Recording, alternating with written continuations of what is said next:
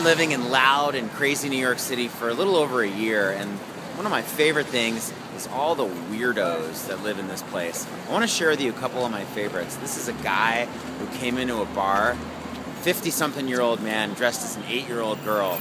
And the weirdest thing about it was nobody even flinched because he's a regular at the bar. I was the only one taking pictures. And then the other day, for the second time, I saw this lady who looked like she's frozen from an acid fest in 1962, walking along First Avenue in New York to get a little view from the back and a view from the front. And I share this with you because most of the time, it's important to let your freak flag fly a little bit. And in my brand new Yoga and You workshops, I've been sharing how to let your freak flag fly, how to let your weirdness come out, how to be an individual. And I want to share with you a really cool video narrated by Derek Sivers about why it's important to sometimes bust loose and let your freak flag fly. And I hope to see you at one of my Yoga and You workshops in the Orlando area, April 27th and 28th, in Phoenix, May 18th and 19th, and in Charlotte, June 1st and 2nd. So check out this video and look forward to seeing you very soon. If you've learned a lot about leadership and making a movement, then let's watch a movement happen start to finish in under 3 minutes and dissect some lessons. First, of course, a leader needs the guts to stand alone and look ridiculous. But what he's doing is so simple, it's almost instructional.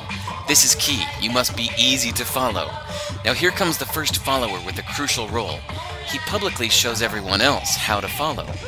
Notice how the leader embraces him as an equal. So it's not about the leader anymore, it's about them, plural. Notice how he's calling to his friends to join in. So it takes guts to be a first follower. You stand out and you brave ridicule yourself. Being a first follower is an underappreciated form of leadership. The first follower transforms a lone nut into a leader. If the leader is the flint, the first follower is the spark that really makes the fire. Now here's the second follower. This is a turning point. It's proof the first has done well. Now it's not a lone nut and it's not two nuts. 3 is a crowd and a crowd is news. A movement must be public. Make sure outsiders see more than just the leader. Everyone needs to see the followers because new followers emulate followers, not the leader. Now here come 2 more people, then 3 more immediately. Now we've got momentum. This is the tipping point and now we have a movement. As more people jump in, it's no longer risky.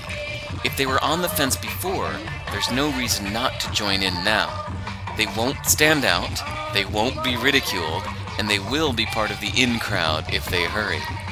And over the next minute you'll see the rest who prefer to stay part of the crowd, because eventually they'd be ridiculed for not joining. And ladies and gentlemen, that is how a movement is made. So let's recap what we've learned.